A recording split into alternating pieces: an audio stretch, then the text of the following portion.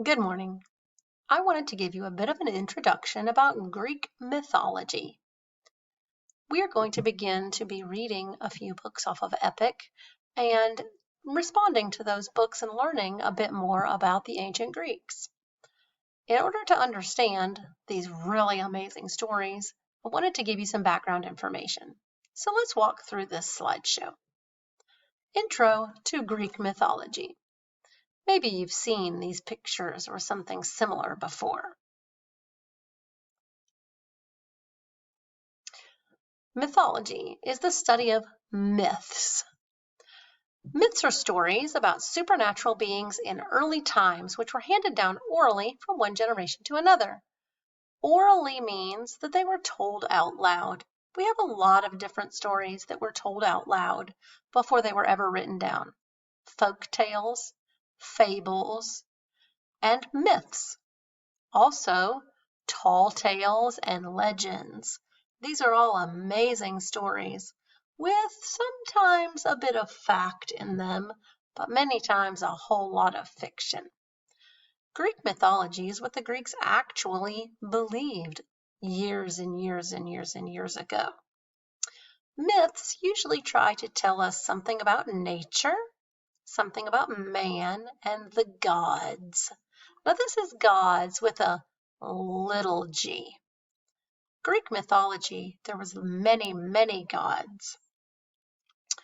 It attempts to answer these questions. The Greeks and the Romans believed in polytheism. That means many gods. Poly means many, theism means God. So polytheism is many gods. In most American churches today, we have monotheism.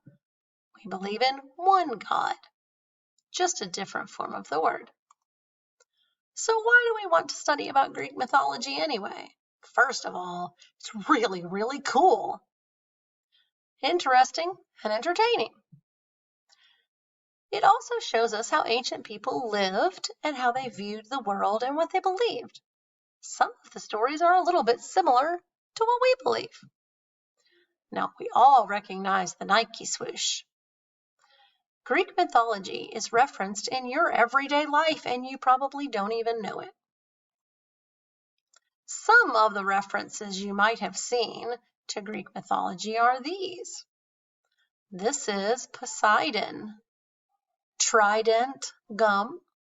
This thing he's holding is called a trident. Amazon, Mercury. I am not really sure what Homer Simpson has to do with it. Oh, Homer is the author of an epic poem called the Odyssey. I just got that one. Nike is one of the gods, and this picture references some of the Greek mythology. So let's go to the very beginning. To understand Greek mythology and some of the stories we're going to be learning about, you need to understand where it all began. According to Greek mythology, don't get this confused, the creation of the world. First, it began with chaos. Out of chaos, which is kind of what this picture represents, emerged two beings, Gaia, Mother Earth, and Uranus, the heavens. These were actual beings, personalities. Gaia, Mother Earth, and Uranus, the heavens, had several children. The Titans and some monsters. These are the names of the Titans, and lots of them I cannot pronounce, so I don't believe I'll try. The monsters, Hecatoncheires, I think is how you say it, Hecatoncheires, had 100 hands. You can see that a bit in this picture. A Cyclops, which you've probably seen in movies, had one eye. So Gaia, Mother Earth, and Uranus the heavens had several children.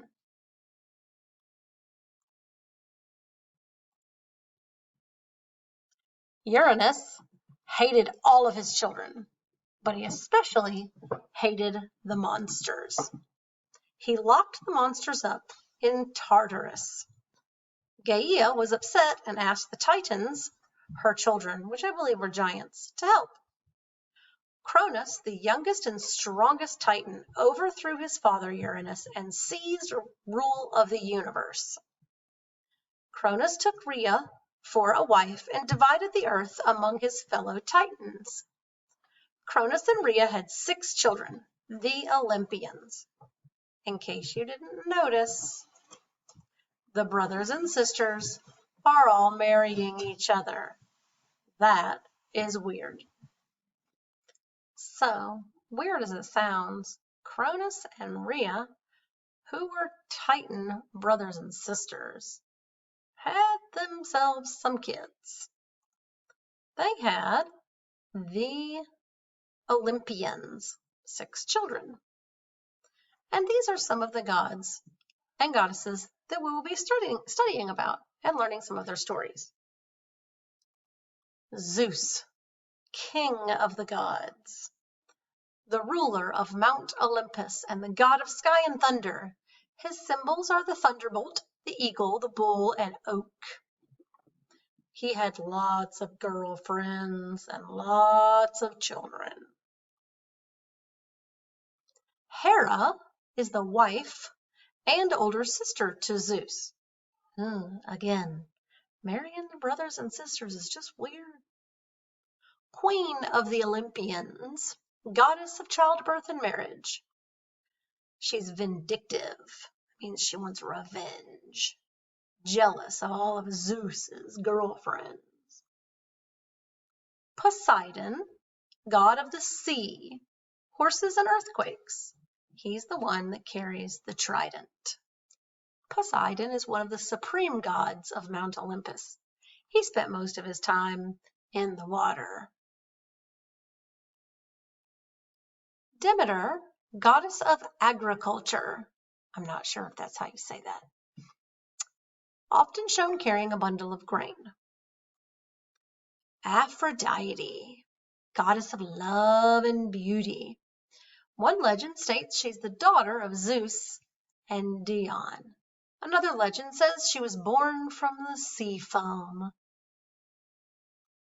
Athena is the goddess of wisdom and war. Her symbol is the owl, and she's the favorite daughter of Zeus. Hades, god of the underworld, king of the dead. These are just some of the gods and goddesses that we'll be learning about. I hope you enjoy it. You'll be reading about Zeus this week.